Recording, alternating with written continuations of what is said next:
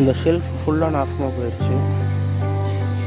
But இதோட ரேக்கை மட்டும் நம்ம தனியாக கலட்டி எடுத்தோம்னா இந்த கம்பியை மட்டும் எதுக்காச்சும் யூஸ் பண்ணிக்கலாம்.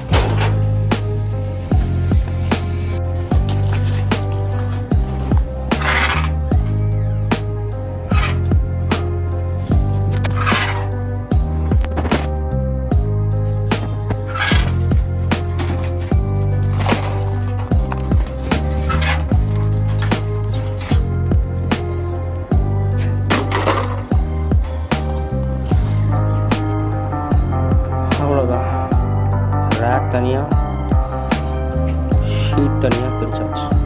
ஷீட்ஸ் இனிமேல் எதுக்கும் ஆகாது, ஃபுல்லாக ரெஸ்ட் ஆகிடுச்சு. ரேக்ஸையாச்சும் எதுக்காச்சும் யூஸ் பண்ணலாம். ஏன்னா நம்ம நினச்ச இடத்துல இதில் போல்ட் மாட்டிக்கலாம், என்ன ஸ்ட்ரக்சருக்கு வேணால் இதை மாற்றிக்கலாம்.